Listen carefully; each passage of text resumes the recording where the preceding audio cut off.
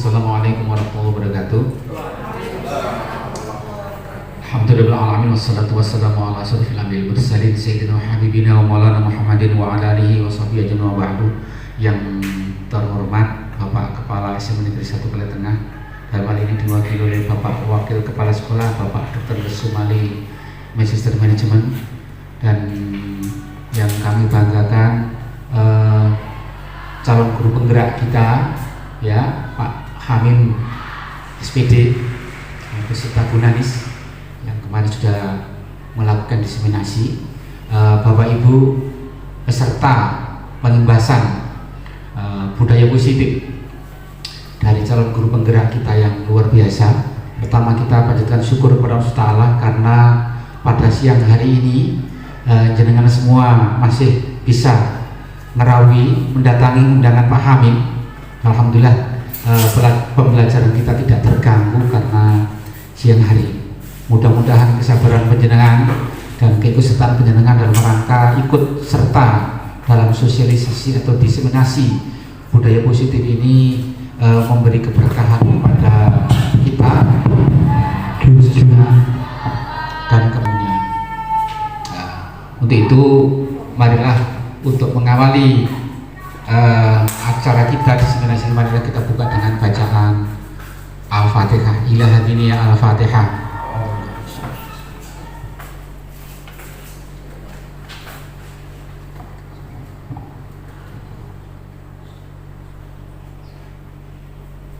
Amin. Terima kasih Bapak Ibu yang kami hormati, Bapak Ibu yang sangat kami hormati. Untuk setelah berdoa, marilah kita dengarkan arahan atau pesan yang akan disampaikan oleh Bapak Kepala SMA Negeri 1 Kali Tengah, dan sekali lagi dalam hal ini diwakili oleh yang kami cintai Bapak Dr. Sumali selaku Wakil Kepala Sekolah SMA Negeri 1 Kali Tengah. Kepada Bapak Sumali disilakan.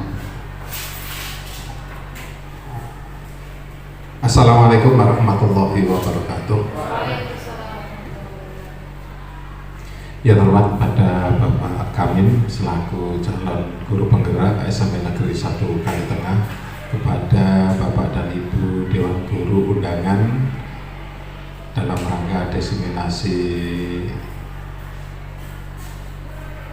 atau pengimbasan guru penggerak dari calon guru penggerak ke guru-guru reguler yang saya cintai. Pertama, marilah kita panjatkan puji syukur kepada Allah Subhanahu wa Ta'ala.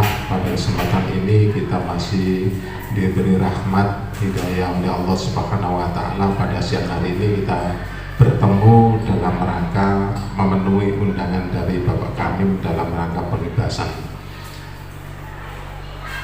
Bapak dan Ibu Dewan Guru yang saya hormati, pertama kami ucapkan terima kasih yang sebesar-besarnya kepada calon-calon guru penggerak di SMP Negeri 1 Kali Tengah, di mana pada kesempatan ini untuk angkatan ke-7 ada Bapak Kamim, Ibu Nanis Hidayati, kemudian ada Bu Anis Kurlia. Ya, sebenarnya ada 4, yang satu Bapak Basuki karena sudah diangkat menjadi kepala sekolah, jadi nanti untuk pengembasannya tidak di sini, di tempat baru. Kemudian untuk pengajar prakteknya Bapak Helmi untuk angkatan ke-7. Kemudian untuk angkatan yang ke-5 di sini ada Pak Sahlan, ya, guru pengajar praktek yang sudah lulus, enggak Pak? Ya? Sudah lulus. Yang apa ini guru penggerak yang angkatan ke-5 sudah lulus 3 orang, Ibu Zuni Idawati, Ibu Siswati, dan Ibu Khoridatul Ilmiah sudah lulus untuk yang ke-5. Jadi jumlahnya cukup banyak, oleh karena itu dengan harapan SMP Negeri 1 Kali Tengah ini lebih baik dari sebelumnya, karena banyaknya guru-guru penggerak. Mudah-mudahan membawa sekolah ini lebih baik dari sebelumnya. Kemudian Bapak-bapak dan Ibu Dewan Guru yang masih belum masuk dalam nominasi calon guru penggerak. Nah, mudah-mudahan saya doakan untuk tahun-tahun berikutnya kalau ada pendaftaran guru penggerak angkatan ke selanjutnya. Nah, ini saya harapkan Bapak dan Ibu guru juga mengikuti. Semakin nanti guru penggerak semuanya di sini nanti akan banyak calon-calon kepala sekolah SMP di Lamongan. Amin. Itu beberapa hal yang perlu saya sampaikan dan sangat berterima kasih. Pengimbasan ini dalam rangka apa? Yaitu dalam rangka supaya kita tahu bahwa materi guru penggerak kita pahami bersama, kita saling memahami sehingga kita mendidik siswa di sekolah ini tidak hanya guru penggerak yang bergerak seperti itu, tapi kita-kita yang tidak menjadi guru penggerak atau belum menjadi guru penggerak juga bisa melaksanakan bersama-sama dengan guru penggerak untuk memajukan SMP Negeri 1 Kalitengah. Itu yang dapat saya sampaikan, ada kurang lebihnya mohon maaf. Saya kira assalamualaikum warahmatullahi wabarakatuh. Waalaikumsalam warahmatullahi wabarakatuh. Tepuk tangan untuk sekali kita, luar biasa. Sebelum acara langsung dipandu oleh sang calon guru penggerak, ada 2 pantun untuk mengawal ini dan nanti saya tutup dengan 2 pantun pula. Pantun kita itu pantun burung merak karena guru penggerak. Burung merak di tepi kali, guru penggerak menginspirasi. Asik. Burung merak beranak 3, guru penggerak membawa bahagia. Selanjutnya disilakan ke Pak Hamim. Terima kasih Pak Edi sebagai penutup. Bismillahirrahmanirrahim. Assalamualaikum warahmatullahi wabarakatuh. Waalaikumsalam. Selamat siang semuanya Bapak Ibu. Alhamdulillahirabbil alamin. Wassalatu wassalamu ala asrofil anbiya'i wal mursalin wa ala alihi wa sahbihi ajmain. Rabbi shrah li sadri wa yassir li amri wahlul 'uqdatam min lisani yafqahu qawli. Yang saya hormati Bapak Wakil Kepala Sekolah, Bapak Elmi sebagai moderator, serta Bapak Ibu Dewan Guru yang saya banggakan. Syukur alhamdulillah pada siang hari ini setelah kita melaksanakan sholat zuhur, kita dapat menghadiri diseminasi berbagi praktek baik dari saya CGP Angkatan 7 Hamim Tuhari tentang budaya positif modul 1.4. Sebenarnya di program CGP ini saya itu ya malu-malu karena apa? Aksi saya sebenarnya bukan di CGP. Tapi karena apa? Karena sudah menyelam, ya selami saja. Ternyata banyak sekali pengetahuan baru, pengalaman baru yang saya dapatkan di program pendidikan guru penggerak.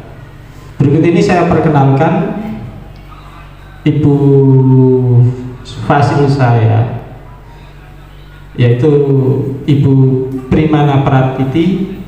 Beliau berasal dari Situbondo, Dinas Pendidikan sebagai pengawas binaan di Kabupaten Situbondo. Yang kedua, guru praktek saya yang sangat juga hebat, yaitu Bapak Ahyat dari SMA Negeri 2 Karangbinangun. Dan ini calon guru penggeraknya, Bu. Ya, lucu orangnya. Oke, bisa kita mulai Bapak Ibu ya. Sebelum kita mulai, kita ice breaking dulu biar semangat. Oke, semuanya saya akan berdiri. Yang saya hafal itu ice breakingnya cuma tepuk semangat. Bisa dimulai semuanya? Ya. Tepuk semangat.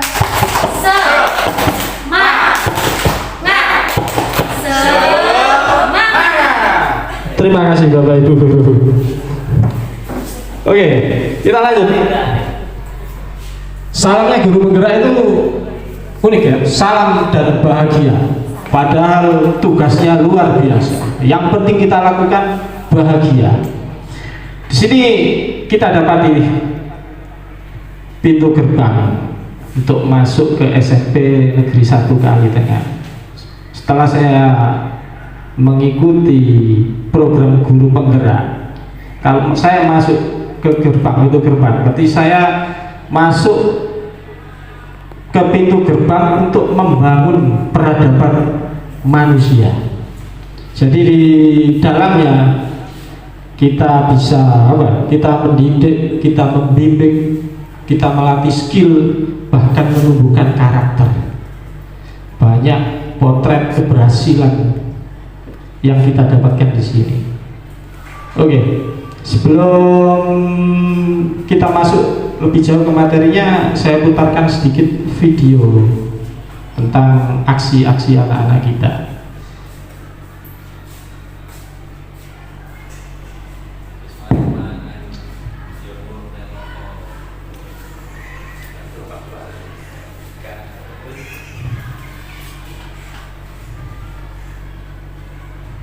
Aksi nyata dari anak-anak didik kita. Kelas berapa ini? Kelas kembali.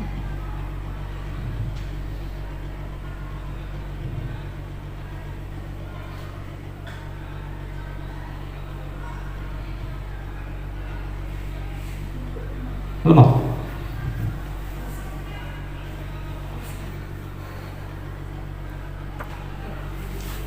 Lemah.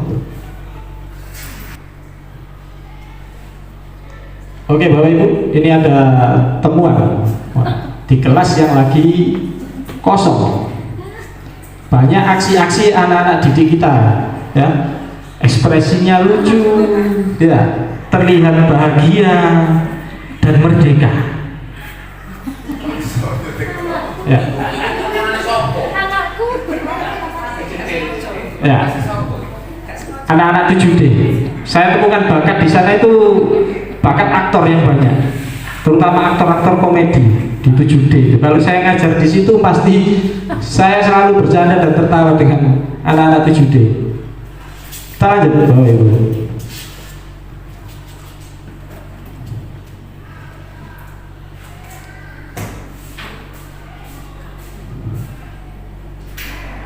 Nah, tujuan seminasi kali ini yaitu guru dapat menghayati pentingnya budaya positif dan penerapannya untuk mempertebal karakter murid dalam mewujudkan profil pelajar Pancasila.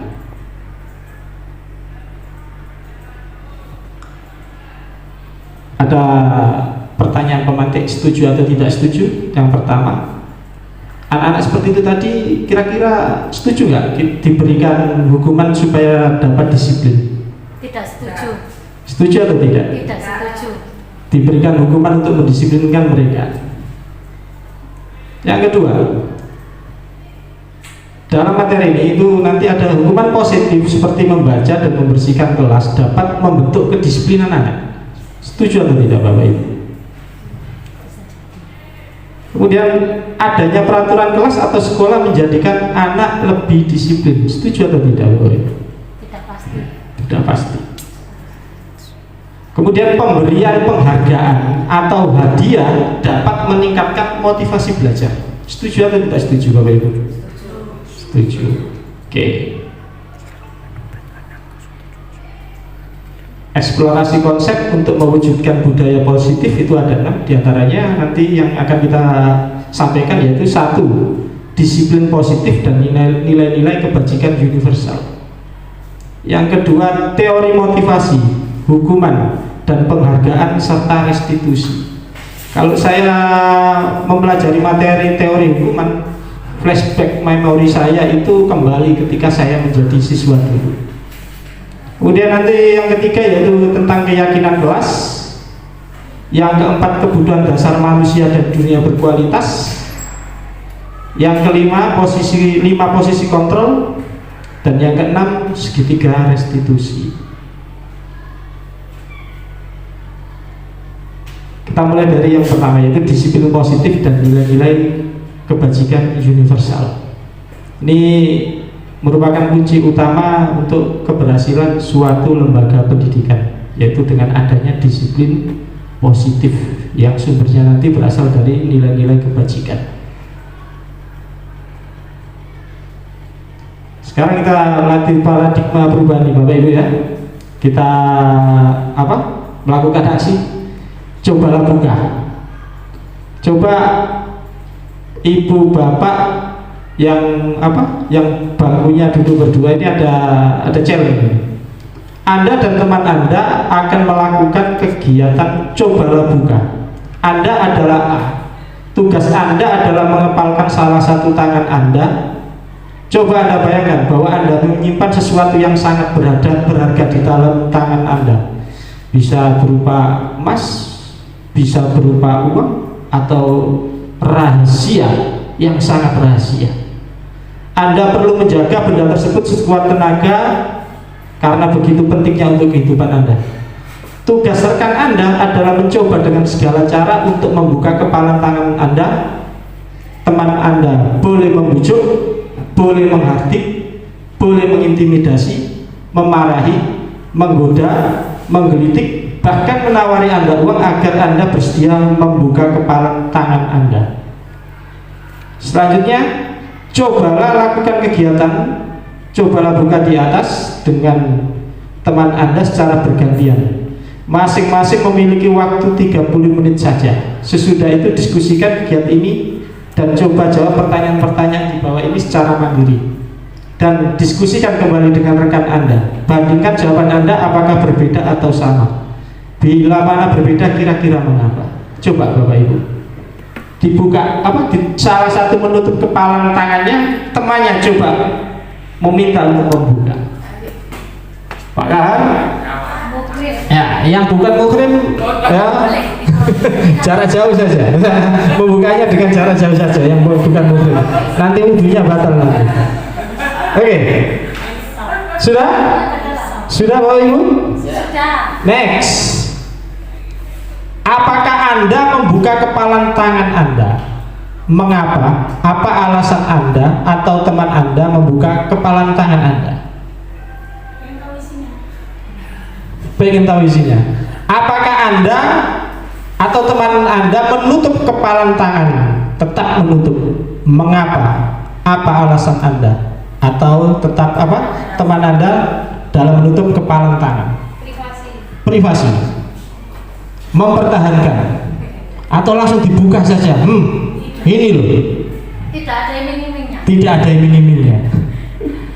Oke, dalam kegiatan ini sesungguhnya siapa yang memegang kendali atau kontrol untuk membuka atau menutup kepalan tangan? Diri sendiri. Diri sendiri. Pinter-pinter Bapak Ibu. Oke. Nah, perubahan paradigma teori kontrol dari Dr. William Glasser teori kontrol choice theory meluruskan beberapa miskomunikasi tentang makna kontrol. Yang pertama, guru mengontrol murid itu adalah ilusi. Ilusi itu persepsi semu, perasaan kita saja. Seperti yang kita praktekkan tadi, bahwa yang bisa membuka kepalan tangan yaitu diri kita sendiri, bukan orang lain. Yang kedua, bahwa penguatan positif, semua penguatan positif efektif dan bermanfaat. Penguatan positif itu sama seperti bujukan, efektif untuk jangka pendek, tapi untuk jangka panjang tidak efektif. Sama seperti atlet kalau menggunakan doping atau kalau seseorang menggunakan candu. Yang ketiga, bahwa kritik dan membuat orang merasa bersalah dapat menguatkan karakter. Ilusi, hanya perasaan semu saja. Mengkritik anak itu hanya menjadikan identitas anak itu gagal, tidak akan semakin berkembang. Selanjutnya, bahwa orang dewasa memiliki hak untuk memaksa itu adalah ilusi juga. Bisa dipahami Bapak Ibu? Next, perubahan paradigma stimulus respon menjadi teori kontrol. Siapa sesungguhnya yang memiliki kontrol? Kita mulai dari stimulus respon. Realitas atau kebutuhan kita sama, tapi dalam teori kontrol, realitas kebutuhan kita itu berbeda. Dalam stimulus respon, semua orang melihat hal yang sama. Dalam teori kontrol, setiap orang memiliki gambaran yang berbeda. Pak Mujib, dalam melihat laptop ini, gambaran saya dengan gambaran Pak Mujib itu berbeda. Kalau saya melihat laptop di sini, yang saya lihat itu keyboard sama layarnya. Tapi kalau Pak Mujib melihat dari sana, yang terlihat cuma covernya saja, cover laptopnya saja. Kemudian yang ketiga, kita mencoba mengubah orang agar berpandangan sama dengan kita. Tapi dalam teori kontrol, kita harus memahami pandangan orang lain tentang dunia. Jadi pandangan kita tentang dunia antara kita dengan Mas Aldi itu berbeda. Lanjut, perilaku buruk dilihat sebagai suatu kesalahan, tapi dalam teori kontrol semua perilaku memiliki tujuan. Selanjutnya, orang lain bisa mengontrol saya. Dalam teori kontrol hanya Anda yang bisa mengontrol diri Anda. Selanjutnya, saya bisa mengontrol orang lain, tapi dalam teori kontrol Anda tidak bisa mengontrol orang lain. Dalam stimulus respon, pemaksaan ada pada saat bujukan gagal, tapi dalam teori kontrol, kolaborasi dan konsensus menciptakan pilihan-pilihan baru. Kemudian model berpikir menang kalah dalam stimulus respon. Dalam teori kontrol, model berpikir menang-menang atau win-win solution. Tidak ada yang dirugikan. Next.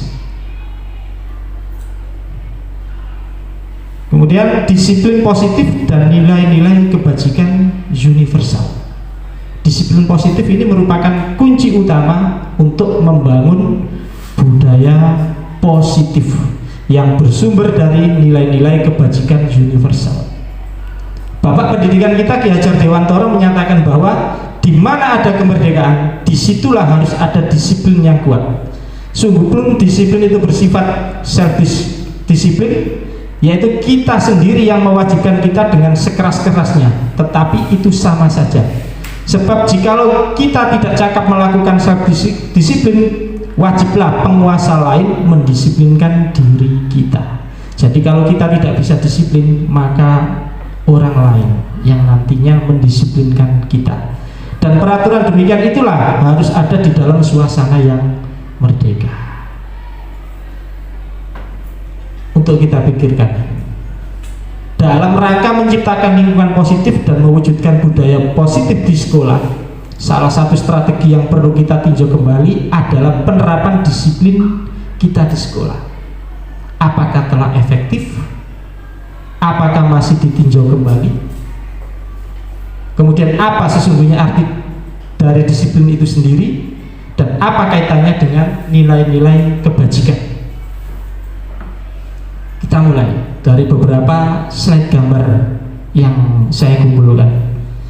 Yang pertama yaitu aksi nyata budaya positif di sekolah kita, yaitu pembiasaan sholat duha berjamaah dan kewajiban sholat duhur berjamaah. Apakah sudah efektif atau ditinjau kembali? Kemudian pembiasaan pagi 5S, senyum, salam, sapa, dan sopan dan santun. Apakah sudah efektif Bapak Ibu guru? Pembiasaan pagi 5S, jaga gerbang atau jaga regol. Nanti kita pikirkan bersama. Kemudian penarikan infak hari Jumat, saya rasa sudah efektif. Kemudian pengecatan ulang bangku dari coretan-coretan kotor. Ini saya temukan di kelasnya Bu Gustiah, kelas 7C. Kelas yang bangkunya yang penuh-penuh coretan kata-kata kotor itu dicat ulang. Kemudian beberapa aksi nyata lainnya yaitu gaya hidup berkelanjutan dari pelaksanaan program P5 itu sedikit berhasil Bapak Ibu, berhasil, saya rasa berhasil, yaitu pembiasaan kebersihan kelas yang kita lombakan setiap hari. Terima kasih Pak Mujib untuk bantuannya dalam program kebersihan kelas. Lanjut, penggalangan dana sosial dan silaturahmi kepada teman-teman yang teman-teman murid yang lagi berduka itu juga sudah efektif. Kemudian pembiasaan berdoa dan hafalan surat pendek sebelum pelajaran, bantuan sosial di daerah banjir di wilayah sekitar, penyaluran zakat fitrah juga sudah efektif. Literasi, apakah sudah efektif Bapak Helmi untuk literasi? Kemudian semangat gotong royong ini juga sudah tumbuh di anak-anak didik kita. Ini semangat gotong royong dalam mempercantik interior kelas, kemudian menata eksterior kelas.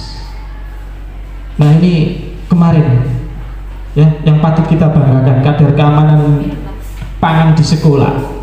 Ini kemarin sudah sukses kita mendapatkan sertifikat dari BP POM Jawa Timur bahwa kantin kita ini sudah berstandar sehat untuk pangan jajan anak sekolahnya, PJAS. Tinggal kebersihannya aja yang masih perlu dijaga.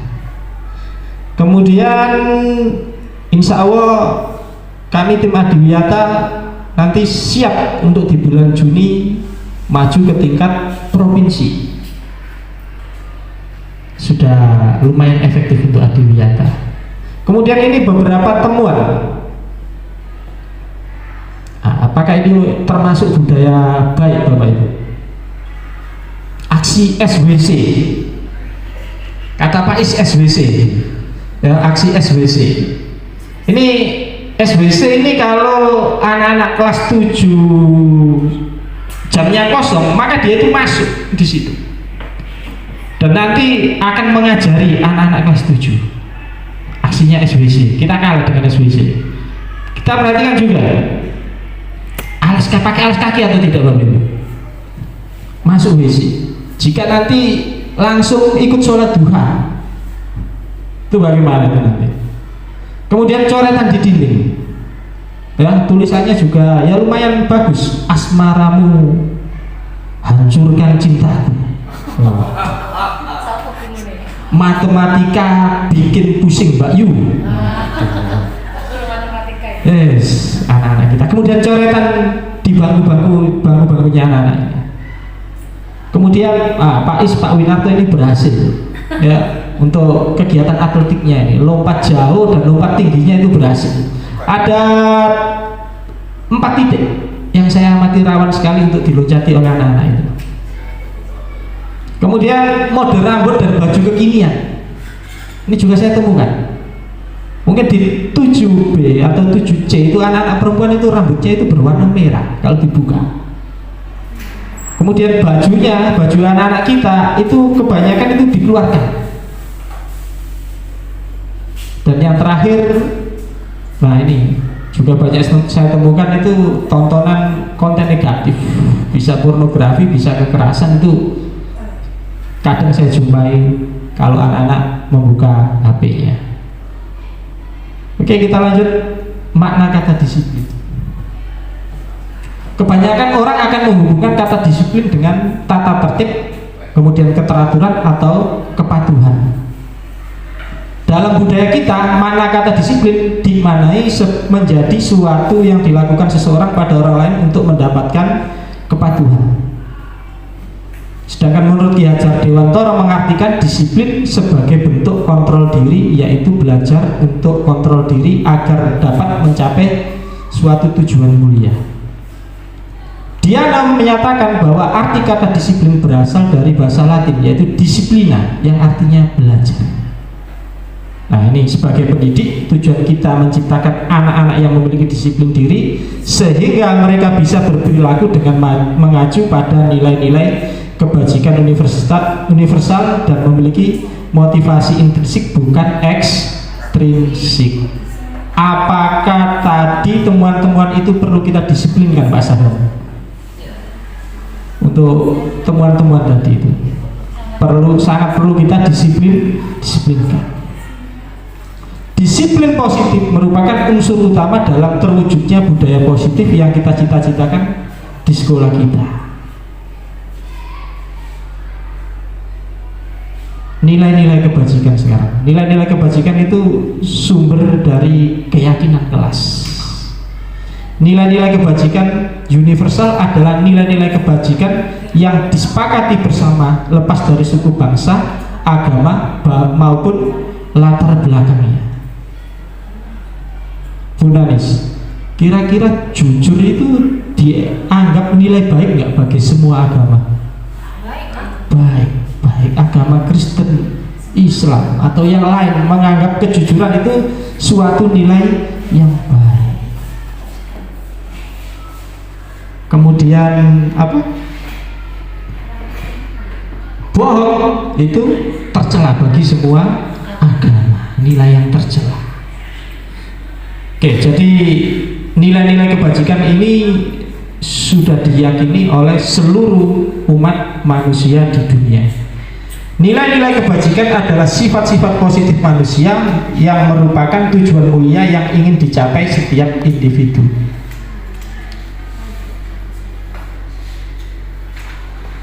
Nah, nilai-nilai kebajikan sekarang Bapak Ibu untuk IKN itu ada P5, proyek penguatan profil pelajar Pancasila. Masih ingat Bapak Ibu yang ikut IKN kemarin? Ada apa saja untuk profil pelajar Pancasila? Beriman, bertakwa kepada Tuhan Yang Maha Esa dan berakhlak mulia. Yang kedua, berkebinekaan global. Kemudian mandiri, gotong royong, kreatif, bernalar, kritis, adana. Masih ingat Bapak Ibu? Nah, ini ada nilai kebajikan dari Primary Yes Program atau program tahun utama, bisa dibaca sendiri. Kemudian ada 9 pilar karakter,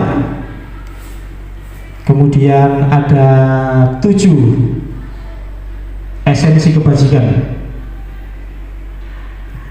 Ada empati, suara hati, kontrol diri, rasa hormat, kebaikan, toleransi, dan keadilan. Semuanya merupakan nilai-nilai yang baik. Kemudian ada petunjuk sumber hidup dan keterampilan hidup.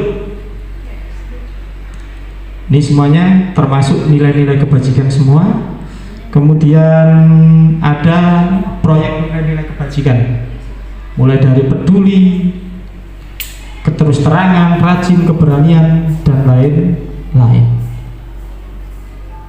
Kemudian kita masuk ke sesi yang kedua, teori motivasi, hukuman, penghargaan, dan restitusi. Nah, 3 motivasi perilaku manusia menurut Diana Goosen, diantaranya motif manusia, yaitu yang pertama, untuk menghindari ketidaknyamanan atau hukuman. Ini merupakan tingkat terendah dari motivasi atau perilaku manusia. Kemudian apa yang akan terjadi apabila saya tidak melakukannya? Biasanya untuk menghindari ketidaknyamanan atau hukuman, atau orang dalam zona aman akan berkata, apa yang akan terjadi apabila saya tidak melakukannya? Maka dia termotivasi untuk melakukan perintah. Kemudian berdampak jangka pendek hanya untuk menghindari hukuman atau ketidaknyamanan. Nah, motivasi yang pertama ini bersifat eksternal, berasal dari apa? Rangsangan dari luar. Kemudian motivasi perilaku manusia yang kedua yaitu untuk mendapatkan imbalan atau penghargaan dari orang lain, yaitu satu tingkat di atas motivasi yang pertama. Pelakunya biasanya akan berkata, apa yang akan saya dapatkan apabila saya melakukannya? Apakah mendapatkan hadiah? Apakah akan mendapat uang? Apakah akan mendapatkan yang lainnya? Kemudian berdampak jangka pendek hanya untuk mendapatkan imbalan atau penghargaan dari orang lain. Motivasi ini juga bersifat eksternal. Nah, dalam teori kontrol yang diinginkan yaitu motivasi perilaku manusia, yaitu motivasi untuk menjadi orang yang mereka inginkan dan menghargai diri sendiri dengan nilai-nilai yang mereka percaya. Motivasi ini akan membuat seseorang memiliki disiplin positif. Bisa saya temukan di anak kelas 9 antara Afkar dengan teman-temannya. Jika ada kegiatan, apakah Afkar diperintah terlebih dahulu? Tidak. Karena apa? Dalam jiwa Afkar sudah tumbuh disiplin positif. Yang kedua, pertanyaannya akan menjadi orang yang seperti apa apabila saya melakukannya. Kemudian berdampak jangka panjang, motivasi yang tidak akan terpengaruh pada adanya hukuman atau hadiah. Jadi kalau saya menyuruh Afkar itu, dia tidak mengharapkan apa-apa. Biasanya saya kasih sesuatu juga dia nggak mau, karena sudah tumbuh dalam kesadaran dirinya, yaitu motivasi ini bersifat internal. Next, hukuman, konsekuensi, dan restitusi. Dalam menjalankan peraturan ataupun keyakinan kelas sekolah, bila ada pelanggaran tentunya sesuatu harus terjadi. Kira-kira kalau ada pelanggaran, biasanya kalau tidak diberikan hukuman atau bisa konsekuensi. Nah, dalam disiplin positif ini yaitu ada program disiplin namanya disiplin positif yang dinamakan restitusi. Oke, ini saya persingkat langsung Bapak Ibu. Perbedaan hukuman, konsekuensi, dan restitusi. Hukuman itu merupakan identitas gagal, sedangkan disiplin merupakan identitas sukses. Disiplin terdiri dari konsekuensi atau restitusi. Dalam hukuman, sesuatu yang menyakitkan harus terjadi. Ada nggak hukuman yang menyenangkan? Gak ada. Hukuman bisa berupa fisik ataupun verbal. Dalam konsekuensi, sesuatu harus terjadi. Jika saya melakukan ini, maka konsekuensinya saya akan memperoleh ini. Kalau dalam sejarah hukum Hammurabi, mata dibayar mata. Kalau dalam restitusi, merupakan suatu pilihan. Dalam hukuman, yaitu tidak nyaman untuk murid dalam waktu jangka panjang.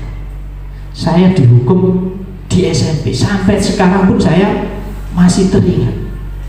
Kalau dalam konsekuensi, tidak nyaman untuk murid dalam waktu jangka pendek. Restitusi menguatkan murid dalam waktu jangka panjang. Hukuman, murid pasti akan tersakiti. Kalau dalam konsekuensi, murid dibuat tidak nyaman. Sedangkan di restitusi, murid mendapatkan penguatan. Dalam hukuman, murid akan berperilaku pasif jika murid itu takut. Tapi kalau muridnya berani, sifat agresifnya akan meningkat. Dalam konsekuensi, penguatan hanya bertahan dalam jangka pendek, sedangkan di restitusi masalah akan terpecahkan. Kemudian dalam hukuman yaitu mode paksaan. Kalau dalam konsekuensi yaitu stimulus respon. Kalau restitusi sudah memahami teori kontrol.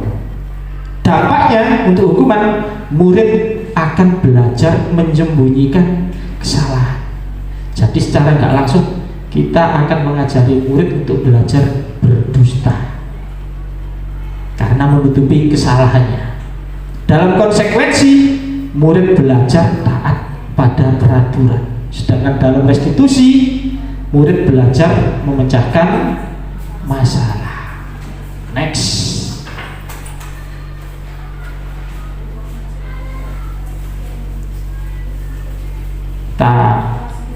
silent pertanyaan Bapak Ibu ya. Mencatat 100 kali dalam buku kalimat saya tidak akan terlambat lagi karena terlambat ke sekolah. Masuk sanksi, termasuk sanksi atau hukuman? Konsekuensi atau hukuman? Hukuman. Masuk? Hukuman. Masuk hukuman.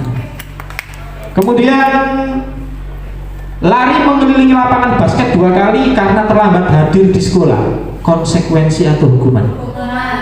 Hukuman juga. Terakhir, challenge terakhir, membersihkan coretan yang dibuatnya di meja tulis. Hukuman atau konsekuensi? Konsekuensi. Konsekuensi. Nah, ini kemarin yang saya bingung. Ada materi dihukum penghargaan. Masa penghargaan itu menghukum? Ternyata setelah saya pelajari bahwa hukuman atau penghargaan itu termasuk bentuk kontrol.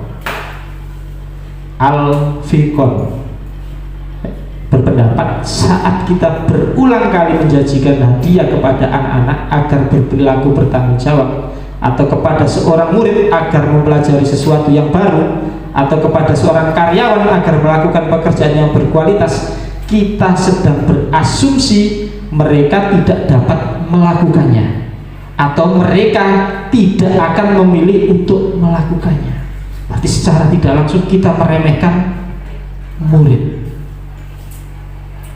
Bila penghargaan maupun hukuman, baik penghargaan maupun hukuman adalah cara-cara kontrol perilaku seseorang yang menghancurkan potensi untuk pembelajaran yang sesungguhnya.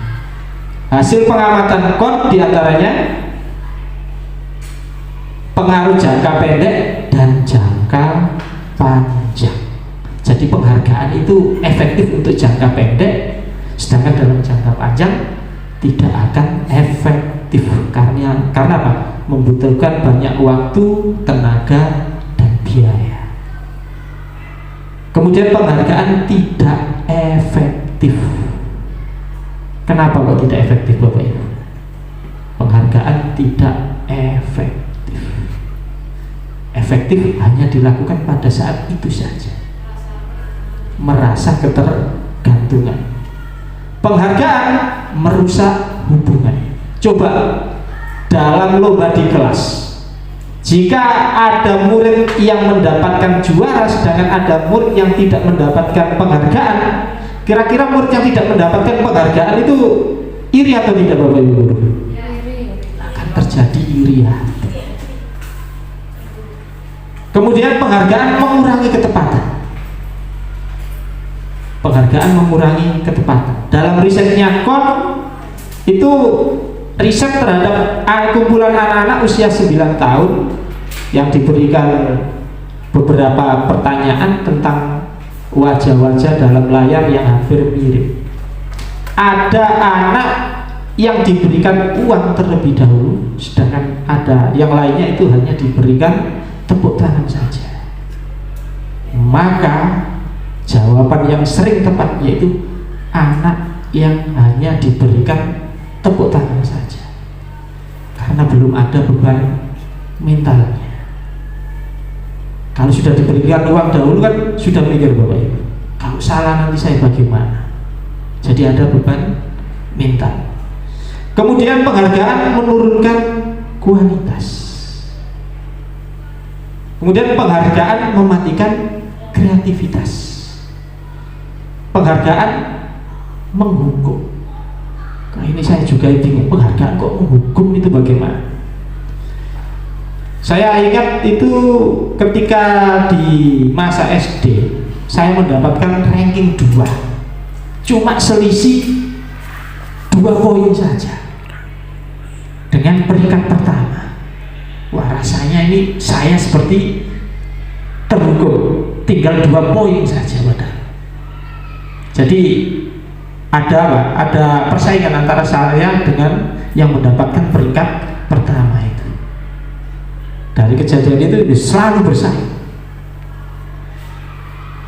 Kemudian motivasi dari dalam diri atau intrinsik. Next. Nah, sekarang kita ke restitusi, yaitu sebuah pendekatan untuk menciptakan disiplin positif. Restitusi membantu murid menjadi lebih baik, memiliki tujuan, disiplin positif, dan memulihkan dirinya setelah berbuat salah. Penekanannya bukanlah pada bagaimana berperilaku untuk menyenangkan orang lain atau menghindari ketidaknyamanan, namun tujuannya adalah menjadi orang yang menghargai nilai-nilai kebajikan yang mereka percayai. Ciri-ciri restitusi: restitusi bukan untuk menebus kesalahan, namun untuk belajar dari kesalahan. Kalau menebus kesalahan berarti konsekuensi. Restitusi memperbaiki hubungan.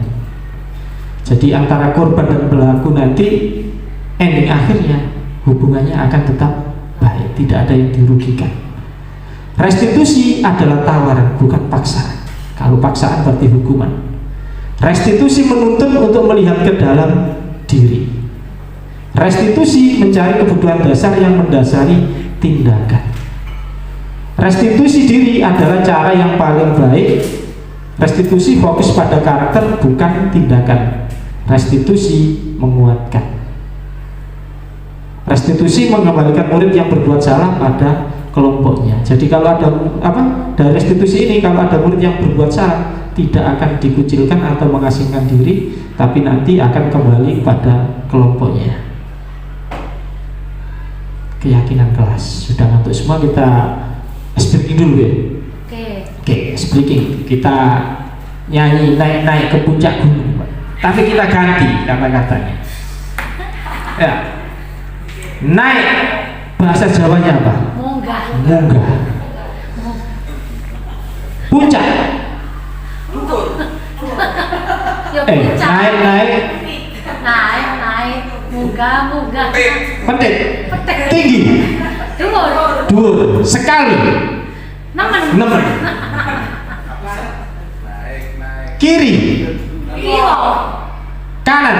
Tangan. Banyak. Akeh. Pohon. Wit-witan. Oke. Saya kita mulai ya. Saya yang bahasa Indonesia, jenengan yang bahasa Jawa. Kok enak. Ya. Enak. Naik ya, sebentar ya. Naik, munggah ke puncak pendet, tinggi, dhuwur sekali, nemen. Naik ke puncak tinggi sekali, kiri, kanan, banyak pohon, kiri, kanan, banyak pohon. Sekali lagi Bapak Ibu ya, serba supaya awak kompak. Oke, naik ke puncak tinggi sekali, naik ke puncak tinggi sekali, kiri, kanan, banyak pohon, kiri, kanan, banyak pohon. Lagu ini sangat bermakna sekali ketika pengalaman saya dulu waktu kuliah naik Gunung Arjuna. Ya, untuk menghilangkan rasa capek kita naik ke puncak gunung, tapi baiknya sebagian kita rubah. Keyakinan kelas Bapak Ibu. Ini saya belajar dari ibu-ibu CGP angkatan 5 pada saat praktek. Saya perhatikan aja, ini ibu-ibu ini menempelkan apa? Ternyata keyakinan kelas yang ditempelkan di dinding. Pertanyaan sekarang. Ada pertanyaan, mengapa kita memiliki peraturan tentang penggunaan helm pada saat mengendarai kendaraan bermotor? Untuk keselamatan. Untuk apa kira-kira? Atau hanya untuk fashion saja? Keselamatan. Untuk keselamatan. Pada saat pandemi, mengapa kita memiliki peraturan tentang penggunaan masker dan mencuci tangan setiap saat? Kesehatan. Nah, kemudian mengapa keyakinan kelas? Mengapa tidak peraturan kelas saja? Nah, Untuk pertanyaan pertama dan kedua, nilai-nilai keselamatan atau kesehatan, ini yang kita sebut sebagai suatu keyakinan. Kita meyakini bahwa kalau kita pakai helm, kalau berkendara, jika terjadi insiden, kita akan selamat. Termasuk juga kalau kita memakai masker pada saat pandemi, itu untuk menjaga kesehatan. Kemudian pertanyaan ketiga, mengapa keyakinan kelas? Mengapa tidak peraturan kelas saja?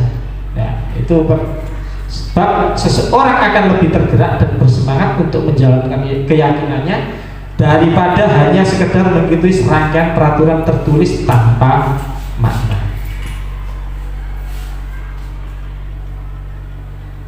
Nah, dari peraturan kelas itu kita kuatkan dengan keyakinan kelas. Kalau keyakinan kelas sudah dilakukan anak-anak, maka akan tercipta lingkungan yang positif. Maka dari lingkungan yang positif ini akan menjadi kebiasaan-kebiasaan positif atau budaya positif. Nilai kebajikan pada keyakinan kelas. Pertanyaan lagi Bapak Ibu. Selalu mengembalikan buku ke tempatnya. Kira-kira nilai kebajikan apa yang dituju dalam keyakinan kelas? Tanggung jawab. Tanggung jawab. Dilarang mengganggu orang lain. Nilai kebajikan apa yang dituju dalam keyakinan kelas? Menghargai, menghormati. Kita tampung dulu. Hadir di sekolah 15 menit sebelum pembelajaran dimulai. Menghargai diri. Komitmen, menghargai diri, disiplin. Dilarang melakukan kekerasan. Kira-kira apa? Dilarang melakukan kekerasan. Menghormati. Dilarang menggunakan narkoba. Nilai kebajikan yang dituju? Kesehatan. Bergantian atau antri menunggu giliran. Disiplin. Gunakan masker. Kesehatan. Jangan berlari di kelas. Keselamatan. Oke, kita lihat jawabannya. Selalu mengembalikan buku di tempatnya itu tanggung jawab, betul. Dilarang mengganggu orang lain, menghormati orang lain dan diri sendiri. Hadir tepat waktu, menghormati orang lain, disiplin, komitmen pada tujuan atau disiplin. Dilarang melakukan kekerasan, menghormati orang lain. Dilarang menggunakan narkoba. Apa kira-kira Bapak Ibu? Kesehatan. Gunakan masker. Kesehatan atau keselamatan. Jangan berlari di kelas atau koridor. Keselamatan atau keamanan. Oke. Aksi nyata CGP dalam membuat keyakinan kelas itu saya lakukan ketika kegiatan P5 kemarin bersama Pak Winarto ini di ruang lab keterampilan ini. Nih, lab Adiwiyata. Oke. Tahapan menggunakan keyakinan kelas. Saya rasa ibu-ibu, bapak ibu guru sudah mengetahui tahapan-tahapannya ya. Dimulai dari mempersilahkan murid-murid di kelas untuk bercurah pendapat tentang peraturan yang perlu disepakati di kelas. Yang kedua, mencatat semua masukan-masukan para murid di papan tulis atau di kertas besar. Kemudian menyusun keyakinan kelas sesuai tahapan pembentukan keyakinan kelas. Gantilah kalimat-kalimat dalam bentuk negatif menjadi kalimat positif. Contoh, dilarang ramai. Kalau menjadi kalimat positif itu apa Pak ini? Dilarang ramai. Dilarang ramai. Kalau menjadi kalimat positif ya itu apa? Tenangkan suasana. Harap tenang. Tenangkan Harap suasana. tenang. Kemudian tinjau kembali daftar jurang. Terus kemudian sebaiknya keyakinan kelas tidak terlalu banyak, bisa berkisar antara 3 sampai 7 prinsip keyakinan. Yang keenam, setelah keyakinan kelas selesai dibuat, maka semua warga kelas dipersilahkan meninjau ulang dan menyetujui dengan menandatanganinya. Yang ketujuh, keyakinan kelas selanjutnya bisa dilekatkan di dinding kelas di tempat yang mudah dilihat semua warga kelas. Tapi nyatanya itu keyakinan kelas itu bukan hanya pajangan di dinding saja, tapi harus benar-benar kita aplikasikan sungguh-sungguh. Jangan hanya jadi pajangan di dinding saja untuk keindahan kelas, tapi harus kita benar-benar praktekkan. Next. 4. Kebutuhan dasar manusia dan dunia berkualitas. Ini saya menculik muridnya Pak Kahar 7E. Sering saya amati seperti ini, dan saya ketika memfoto itu pas momennya. Nah, pertanyaan pemantik. Pak Kahar, guru wali kelas 7E, sedang bingung menghadapi ulas salah satu murid di kelasnya, yaitu Agung. Nah, ini pada saat mengambil es temannya ini. Beberapa anak di kelas 7E telah datang padanya dan mengeluhkan Agung yang seringkali meminta bekal makan siang mereka dengan paksa. Jika Anda menghadapi situasi seperti Pak Kahar, apa yang akan Anda lakukan? Menurut Anda kira-kira apa alasan Agung melakukan hal itu? Wah, ini anaknya lucu ini juga. Pandai berdiplomasi juga. Pandai berdiplomasi. Jika saya kasih tugas dia keluar, Pak, saya keluar dulu, Pak. Kemana? Beli jajan, Pak, nanti saya berikan es. Pandai berdiplomasi, Pak. Ini kelebihannya di situ Agung ini. Lucu juga anaknya. Nah, berkaitan dengan 5 kebutuhan dasar manusia, ada survival, ada freedom, power, belonging, dan fun. Yaitu kita kalau survival yaitu apa? Bertahan hidup, power, kekuatan, belonging, kasih sayang, fun, kesenangan, freedom, bebas. Nah, setiap tindakan murid dilakukan untuk memenuhi kebutuhan dasar mereka. Nah, jika Agung ini memberi jawaban ke Pak Kahar, Gung, kenapa kamu kok mengambil makanan teman-temanmu? Karena saya lapar dan tidak diberi bekal oleh ibu saya. Kira-kira masuk kebutuhan dasar mana, Bapak Ibu? Agung menjawab lapar dan tidak diberikan bekal oleh orang tuanya. Masuk apa? Yaitu kebutuhan bertahan hidup. Lesu, Pak. Kemudian kalau Agung ini mencari perhatian pada teman-temannya, nah, maka Agung ini kebutuhan dasarnya yaitu kasih sayang. Kalau Agung ini kan badannya besar, overpower, ya, bisa mengintimidasi temannya yang kecil-kecil. Dia minta langsung teman-temannya memberikan karena takut. Maka kebutuhan dasar Agung ini yaitu penguasaan.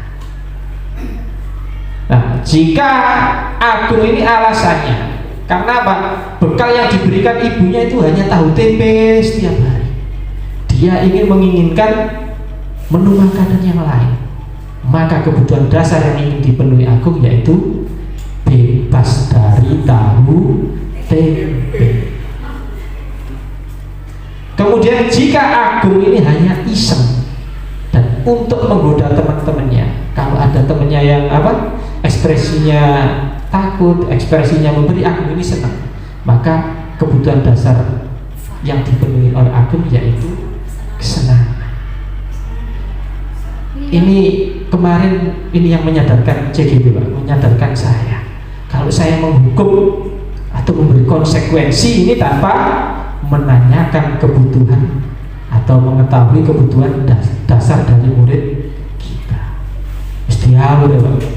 Tapi setelah memahami ini, setelah kalau ada anak-anak bereaksi melakukan hal negatif, maka saya terlebih dahulu mencari kebutuhan dasar anak tersebut. Sekarang dunia berkualitas. Dunia berkualitas adalah tempat khusus dalam pikiran Anda. Tempat Anda menyimpan gambaran representasi dari semua yang Anda inginkan. Bisa berisi orang-orang, hal-hal apa saja yang terbaik dalam hidup Anda dan membuat Anda merasa bahagia dan terpenuhi kebutuhan dasar Anda. Saya berikan contoh. Ada 4 produk sepeda motor dari Jepang yang berkualitas. Ada Honda, ada Yamaha, ada Suzuki, ada Kawasaki. Setiap Bapak Ibu di sini pasti apa? Memilih kualitasnya pasti berbeda. Sama anak-anak juga seperti itu. Anak-anak itu ada yang menyukai mata pelajaran, katakanlah matematika. Ada yang hanya menyukai pelajaran olahraga. Dalam kualitas dunia kualitas anak-anak itu juga anak-anak akan memiliki kualitas yang berbeda tentang guru-gurunya. Mungkin Pak Sumali yang dijadikan idola, mungkin Pak Hel yang dijadikan idola, mungkin Pak K. Kalau saya ini bagi anak-anak ini tidak berkualitas ketika menjaga ulangan harian, Pak. Karena katanya seperti malaikat maling, sudah HP-nya dibawa, kemudian pengawasannya ketat. Dr. William Glasser menyebutnya seperti semacam album foto, sehingga isinya tidak akan terlalu banyak, hanya akan terdiri dari beberapa hal saja yang sangat signifikan dan benar-benar terbaik dalam hidup Anda, yang membuat hidup Anda menjadi lebih bermakna.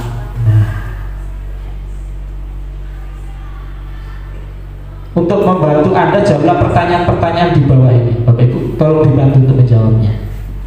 Nih saya challenge aja untuk moderator dengan Bapak Wakasek. Langsung dijawab dengan keras. Siapakah orang-orang yang paling penting dalam hidup Anda? Bapak Wakasek terlebih dahulu. Ibu. Pak Eli.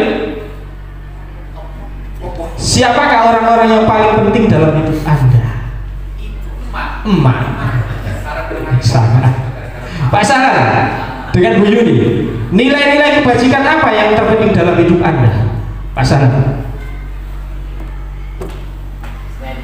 Relasi. Kalau Bu Yuni, nilai kebajikan utama yang sering Anda amalkan?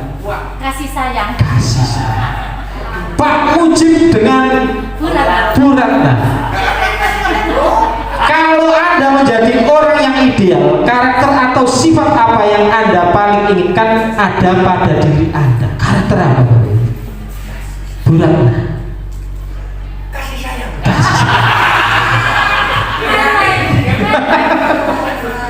Oke, Bu Nanis dan Bu Sis. Apa pencapaian Anda yang Anda sangat banggakan? Pencapaian Anda. Pencapaiannya dalam karir Anda yang paling Anda banggakan. Iya. Lolos guru penggerak. Bisa bertanggung jawab dalam setiap tugas. Alhamdulillah. Kalau Bu Nanis,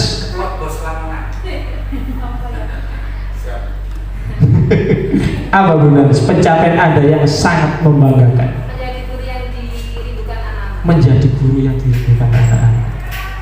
Bu Andi dan Bu apa pekerjaan ideal bagi Anda? Bu Andi? Saya guru, Pak. Guru. Kalau Bu Ena?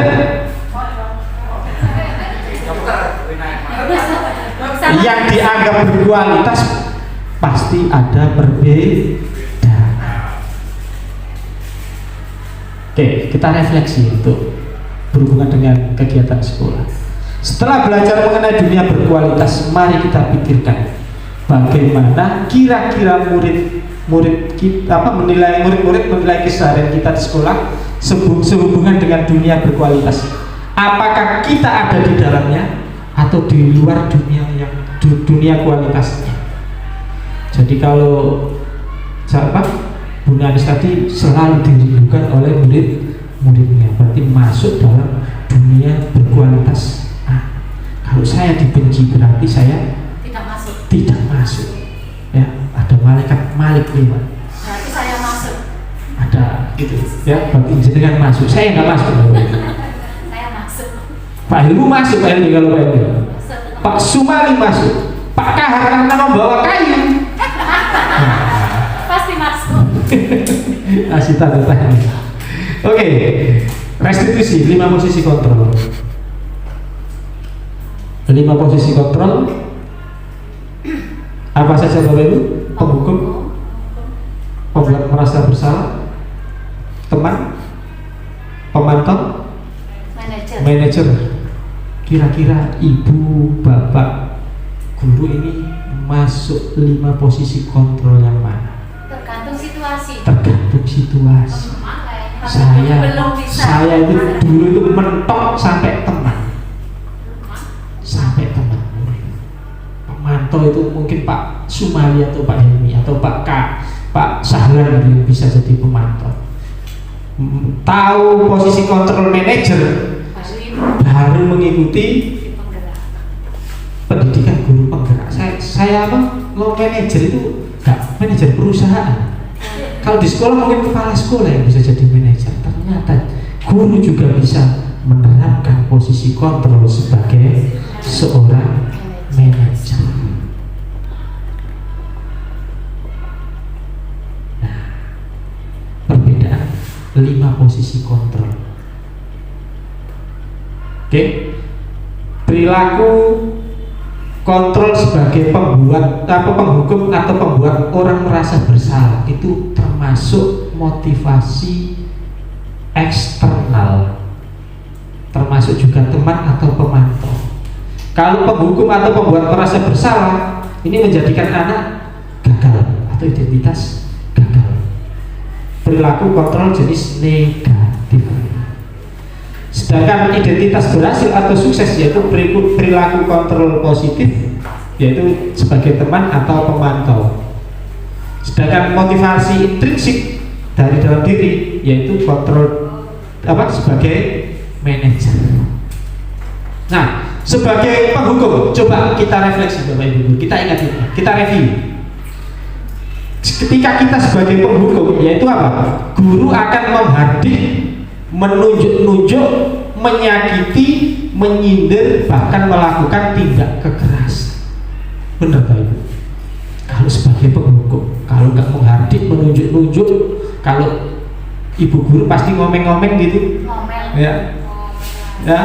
Kemudian kalau pembuat orang merasa bersalah, yaitu berceramah, menunjukkan kekecewaan yang mendalam. Kalau sebagai teman, guru membuat alasan-alasan untuk murid-muridnya. Tapi dalam pemantau, guru akan menghitung dan mengukur. Sedangkan sebagai manajer, yaitu mengajukan pertanyaan-pertanyaan yang bermakna, pernyataan-pernyataan yang positif. Kemudian guru berkata, kalau sebagai penghukum, kalau kamu tidak melakukannya, saya akan. Nah, saya hafal kalau sebagai penghukum. Kemarin ketika praktek skill 3 restitusi, fasil saya itu bilang, Pak, ekspresinya kok tetap mencerminkan sebagai guru penghukum. Kawan bayi Bu saya. Kemudian pembuat orang merasa salah, kamu sudah mengecewakan ibu guru. Nah, itu anak akan merasa bersalah. Kalau sebagai teman, lakukan untuk bapak ibu. Sudah nanti bapak ibu bantu bereskan.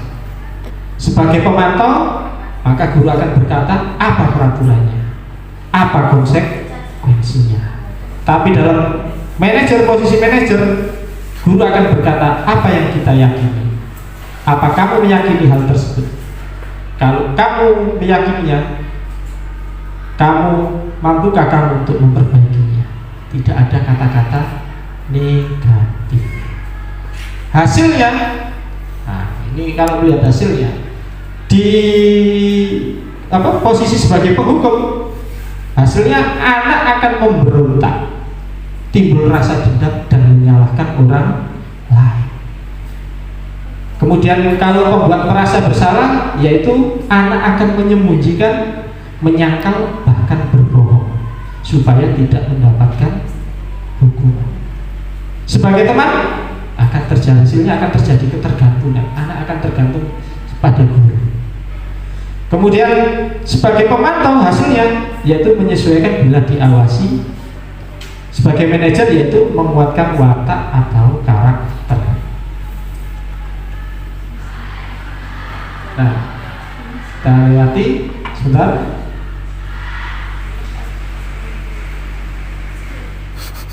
Nah, masih dalam posisi kontrol sebagai penghukum kaitan dengan dunia berkualitas, murid akan meletakkan guru di luar dunia berkualitas. Jadi murid meletakkan guru di luar dunia berkualitas.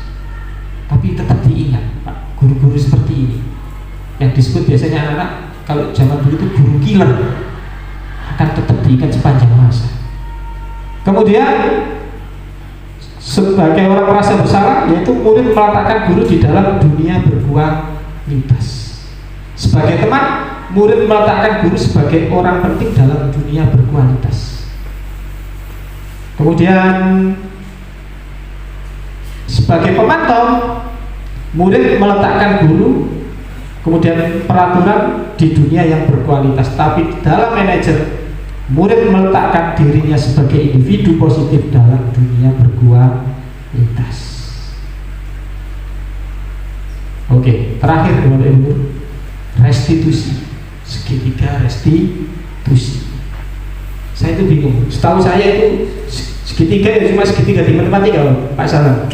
Segitiga sama sisi, sama kaki, siku-siku, sembarang. Kalau di geografi itu segitiga bermuda yang saya tahu. Tapi di guru penggerak itu ada segitiga restitusi. Makanan apa itu?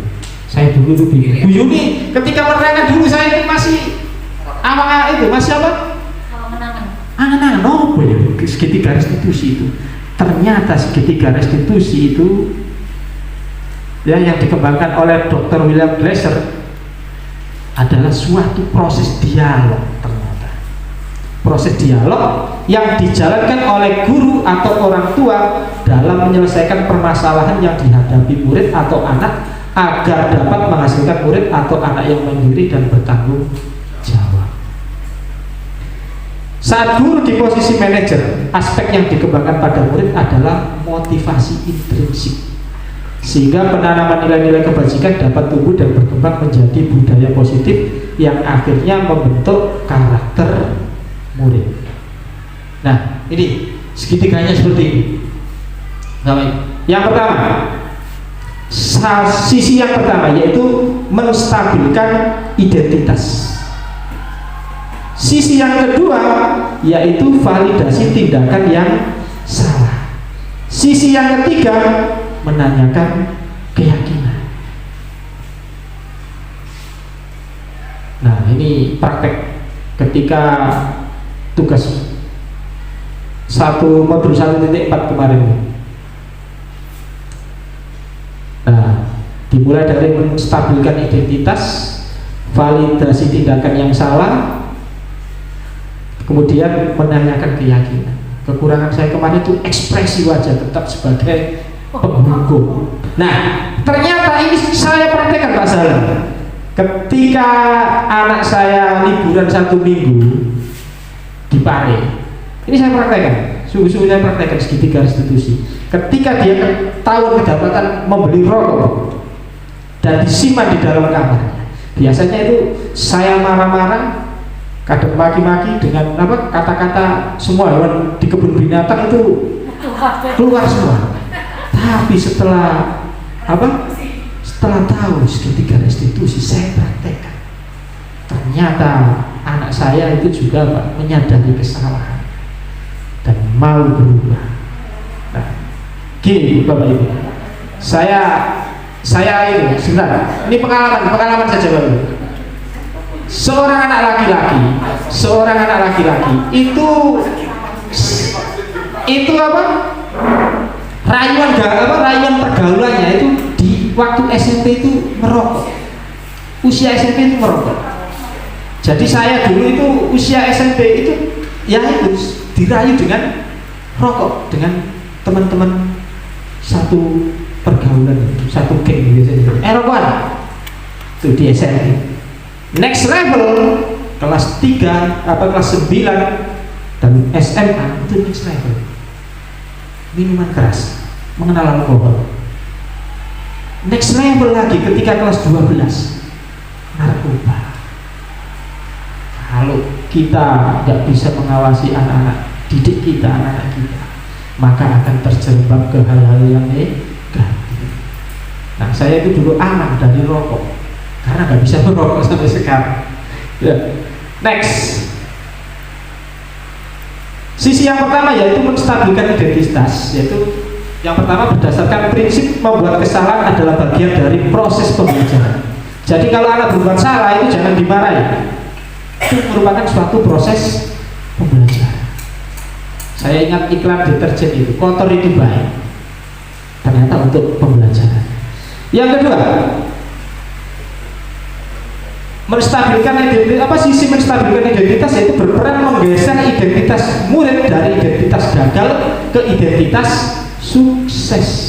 Jadi kalau ada anak yang berperilaku menyimpang, melanggar peraturan, jangan langsung kita hakimi, tapi kita geser identitas murid yang gagal itu menjadi identitas yang sukses. Kita cari kebutuhan dasar apa yang belum dipenuhi. Jangan mengkritik murid yang sedang mengalami identitas gagal. Nah, ajukan pertanyaan-pertanyaan yang pernyataan-pernyataan yang bermakna, diantaranya membuat kesalahan sesuatu yang wajar. Kalau nggak salah itu namanya bukan anak. Anak itu wajar kalau berbuat kesalahan. Saya ingat kata-kata itu Pak Salam dari Pak Fathur Rahman, guru ekonomi semasa dulu. Namanya anak berbuat salah yang wajar Pak. Nah, itu yang saya ingat. Manusia tidak ada yang sempurna. Kita bisa memperbaiki masalah ini. Saya tidak menanyakan kesalahannya, tetapi saya fokus memperbaiki masalah ini. Kemudian sisi validasi tindakan yang salah. Berdasarkan prinsip setiap perilaku berupaya memenuhi dasar kebutuhan tertentu. Guru akan bergeser dari stimulus respon menjadi proaktif dan mencoba untuk mengenali tujuan perilaku murid. Kemudian mengenali dan mengakui kebutuhan murid dapat memperbaiki hubungan dengan murid. Kemudian pernyataan disampaikan dengan suara tidak menghakimi atau memojokkan sehingga dapat mengembalikan murid pada posisi positif. Kemudian ajukan pertanyaan, kamu bisa saja bertindak lebih gegabah, lebih dari. Misalnya saya mau ketika bermain sepak bola ada benturan dengan Pak Mujib saya senggol, mau saya pukul. Nah, kalau guru yang berposisi sebagai manajer akan mengajukan pertanyaan, kamu bisa bertindak lebih gegabah lagi dari ini, tapi nanti apa dampaknya? Kemudian kamu bukan melakukannya tanpa suatu alasan tertentu. Kamu melakukannya karena mempertahankan sesuatu yang penting bagimu. Mungkin kamu bisa mempelajari suatu perilaku yang lebih efektif, bersediakah kamu mempelajarinya? Menanyakan keyakinan. Teori kontrol menyatakan bahwa pada dasarnya kita termotivasi secara intrinsik. Saat perilaku divalidasi dan identitas sukses telah stabil, maka murid telah siap mengaitkan keyakinannya dengan tindakan yang salah dan pemikirannya telah bergeser ingin menjadi orang yang dituju. Ajukan pertanyaan sebagai kelas apa yang kita yakini, nilai apa yang telah kita sepakati, seperti apa gambaran sebuah kelas yang ideal bagi kamu. Kamu ingin menjadi orang seperti apa? Nah, ini hal-hal yang perlu diperhatikan dalam segitiga restitusi. Nah, ini King Mas Aldi ya, dari rambut sampai ujung kaki ya, tampaknya itu apa? Melanggar keyakinan kelas semua, mulai ujung rambut sampai kaki. Tapi kemarin rambutnya bisa berubah warna rambutnya itu. Saya terima kasih sama Bu Ratna yang bisa merubah rambutnya Mas Aldi. Ya, entah dengan proses apa itu bisa berubah rambutnya. Tapi kakinya masih belum bisa berubah. Itu terus yang dipakai. Nah, perilaku yang salah perlu dikaitkan dengan nilai-nilai atau keyakinan yang telah disepakati atau dituju. Kemudian adanya kesediaan orang yang melakukan kesalahan untuk memperbaiki masalah. Kalau si anak tidak bersedia, maka segitiga restitusi tidak akan bisa terjadi. Kemudian pemecahan masalah sebisa mungkin relevan atau memiliki hubungan dengan masalah yang ada. Kemudian perlu adanya usaha perbaikan dari pihak yang berbuat kesalahan. Kemudian perlu didedikasikan waktu dari pihak yang berbuat kesalahan. Tanyakan kapan akan mulai diberlakukan usaha untuk memperbaiki masalah. Terakhir Bapak Ibu Guru, yang terakhir, murid segitiga dengan apa? Dilakukannya segitiga restitusi, maka murid menjadi kuat secara pribadi. Kemudian membuka wawasan murid agar dapat menyelesaikan permasalahannya sendiri. Dan yang terakhir, murid semakin percaya diri, mandiri dan merdeka. Ya, lama sekali Bapak Ibu Guru. Ya, maka kalau Pak Helmi tadi membukanya dengan pantun, sekarang saya juga mengakhiri materi saya dengan pantun. Ya, burung kalau Pak Helmi tadi burung merak, saya burung yang lain, karena saya tadi bawa menu burung tadi.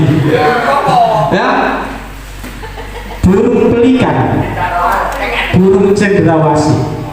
Cukup sekian dan terima kasih. Waktu saya kembalikan sama.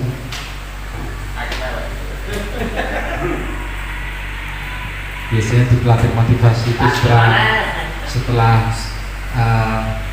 materi ini ada kalimat yang diucapkan bersama-sama. Kita coba sama-sama Bu ya. Kalimatnya begini: Pak Hamim hebat, Pak Hamim hebat, Pak Hamim hebat. 1, 2, 3. Pak Hamim hebat, Pak Hamim hebat, Pak Hamim hebat. Acara selanjutnya itu mungkin tanya jawab, itu Pak Hamim ya. Langsung saja tanya jawab, monggo Bapak Ibu yang hebat, monggo siapa yang bertanya atau memberi masukan atau apa, disilakan, monggo. Bu Sis. Khusus.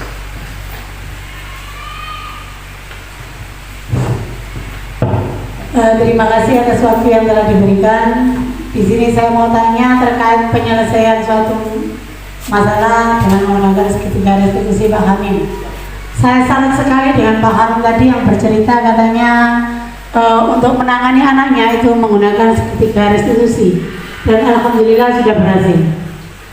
Kalau saya sudah menerapkan Pak Hamim, tapi saya belum berhasil. Nah, belum berhasilnya itu gini. Ketika saya menerapkan itu memang dijawab iya, berani menebus kesalahannya dengan melakukan hal-hal yang lebih baik.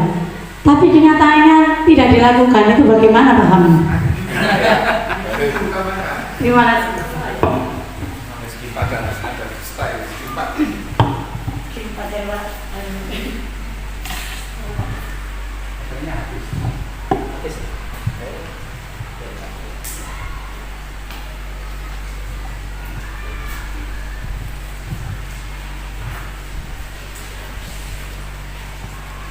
Oke, Bu Sis, saya akan mencoba menjawabnya.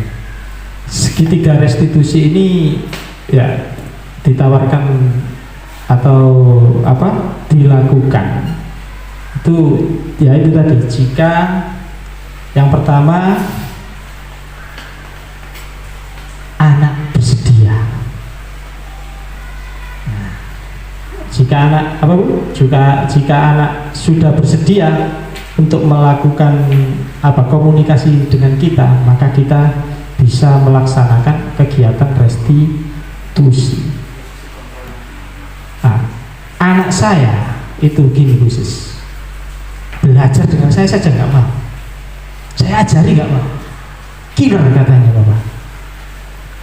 Ya, nah ketika dia mengenal rokok, ketika dia mengenal rokok. Saya itu sudah paham, Bu Sis. Jadi anak kalau pulang bermain itu kan cium tangan, maka tangannya juga saya cium. Apakah bau rokok atau tidak? Kalau bau rokok berarti anak ini positif berbuat. Nah, kemarin yang saya lakukan, saya laksanakan dengan sabar. Bahkan yang biasanya saya keras, dengan suara keras, suara lantang, saya lemah lembut. Ya, Mas, seperti ini ya, kamu boleh berbuat apapun, kamu boleh. Kamu merokok pun juga boleh. Tapi kamu gak kasihan sama ayahmu. Ayahmu ini merokok atau tidak? Saya bayangkan seperti itu. Kemudian saya bandingkan dengan saudara-saudara yang merokok. Mas, yang terakhir, saya nggak merokok. Pak D sampean ini merokok. Uangnya banyak mana? Uang yang tersimpan banyak mana? Berapa ribu uang yang dibakar dalam sehari untuk membeli rokok?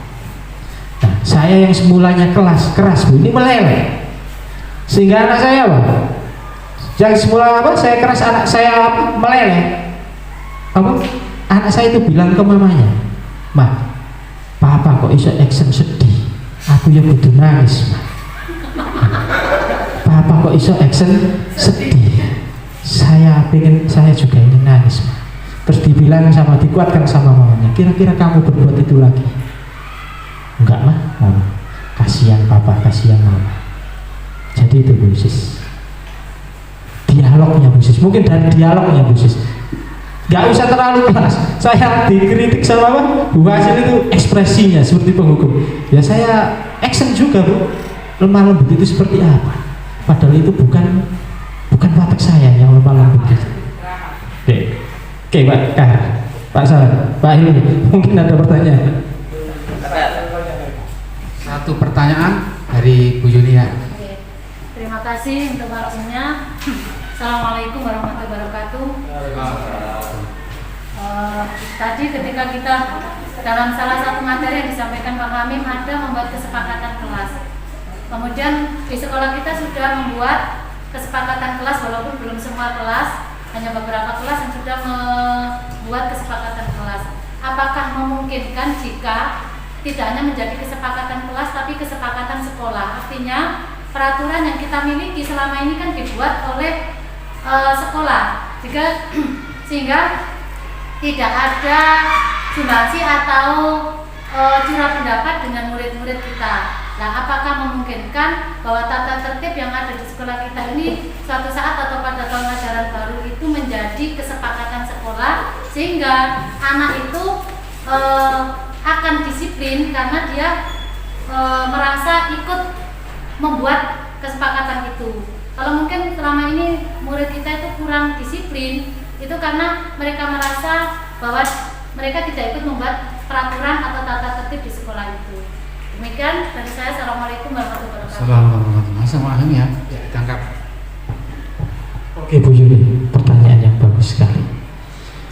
Untuk menjadikan keyakinan kelas menjadi kesepakatan sekolah, itu diawali dari kita Bu Yuni sebagai guru penggerak, karena yang mendapatkan materi ini adalah guru-guru penggerak yang nantinya akan diimbaskan kepada sekolah. Kira-kira bisa atau tidak? Bisa jika kita berkolaborasi. Setelah kita membuat keyakinan kelas menjadi kesepakatan kelas, jangan hanya seperti tulisan saja, seperti peraturan kelas, tapi kita juga harus action. Kalau semua aset di sekolah ini, baik itu murid, guru, kemudian kepala sekolah berkolaborasi untuk membuat kesepakatan kelas, apa yang tidak mungkin bisa kita lakukan Bu Yuni kalau kita lakukan bersama-sama. Saya ingat omongannya Pak Sahlan kemarin ya, yang saya ingat dari Pak Sahlan itu kemarin alas kakinya siswa. Anak tidak beralas kaki. Itu mengingatkan saya ketika sekolah tahun 90-an. Saya bersepatu karena orang tua saya mampu. Sedangkan saya melihat teman-teman saya yang lain itu banyak yang pakai sandal, bahkan ada yang nggak memakai alas kaki. Tapi sekarang dunia terbalik. Hampir 60% siswa-siswa kita itu kalau setelah sholat duha itu tidak menggunakan alas kaki. Kemudian kemarin saya sharing dengan Pak Sahlan, solusinya bagaimana Pak Sahlan? Oh enaknya ini sholat duhanya diajukan. Setelah sholat duha maka anak-anak nanti akan memakai alas kaki. Ya, itu aja Bu, itu kurang lebihnya saya mohon maaf. Saya kembalikan kepada Pak Eri.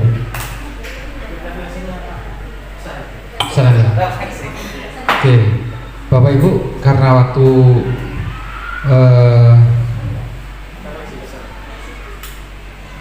cepat berlalu, ya, ada satu pepatah yang saya buat, bukan pantun. Nanti pantun menutup saja. Tak ada siswa tersesat jika menemukan guru hebat. Tak ada siswa nakal jika menemukan guru andal. Gitu. Dan untuk selanjutnya refleksi yang akan disampaikan oleh Pak Sahlan, ini calon kepala sekolah, tinggal penempatan dan pengajar praktek yang sudah lolos dan lulus, ya. Ya, semoga jadi fasil dan kepala sekolah. Bismillah. Assalamualaikum warahmatullahi wabarakatuh.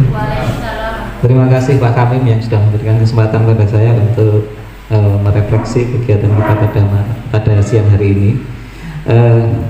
Yang pertama terkait dengan materi yang dipelajari hari ini, alhamdulillah sangat hebat, sangat baik, terkait dengan budaya positif, ya, budaya positif di sekolah, budaya positif di kelas, ya, budaya positif yang harus diterapkan oleh si calon-calon pemimpin sekolah, dan budaya positif yang harus diterapkan oleh pemimpin pembelajaran, ya. Itu jadi sangat hebat, sangat menarik hal-hal yang kita bicarakan hari ini. Kemudian hal baru apa yang mengubah paradigma saya pada setelah menerima materi pada siang hari ini? Yang jelas saya mungkin secara pribadi dan teman-teman juga akan menyadari bahwa banyak sekali dosa-dosa masa lalu. kita sadari atau tidak, kita banyak melakukan kesalahan sebagai pendidik, ya. Kita masa lalu kita sering menghukum siswa, ya. Selalu menyalahkan siswa. Pokoknya siswa yang salah, guru tidak pernah salah. Itu dosa-dosa masa lalu kita. Dan insya Allah setelah menerima materi ini, hal-hal positif yang tadi disampaikan oleh Pak Hamim bisa kita terapkan sehingga dosa-dosa masa lalu kita itu tidak kita ulang kembali. Kita akan menjadi guru yang baik, berbudaya positif, ya, menerapkan khususnya segitiga restitusi tadi, ya, bisa kita terapkan dengan sebaik mungkin sehingga tujuan kita untuk mendidik anak kita, anak didik kita ini menjadi lebih baik dan lebih baik lagi, lebih berhasil lagi. Mungkin itu Pak sebagai refleksi saya, kurang lebihnya mohon maaf. Sukses untuk Pak Kamim. Assalamualaikum warahmatullahi wabarakatuh. Terima kasih Pak Sahlan yang memberi refleksi yang luar biasa. Bapak Ibu, tidak terasa waktu terus berlalu dan tiba saatnya kita akan menutup diseminasi kali ini. Sebelum doa ada 1-2 pantun menutup. Tadi ada burung perenjak dan burung pelikan, sekarang terakhir burung perenjak. Karena tadi konsumsinya burung, jadi ya biar kita tidak melupakan burung. Burung perenjak singgah di dahan, burung penggerak membawa perubahan. Terakhir burung perenjak singgah di hutan, guru penggerak menggairahkan. Dari saya cukup sekian dan marilah kita tutup dengan doa majelis. Subhanallahumma bihamdika asyhadu an la ilaha illa anta astaghfiruka wa atubu ilaik. Assalamualaikum warahmatullahi wabarakatuh.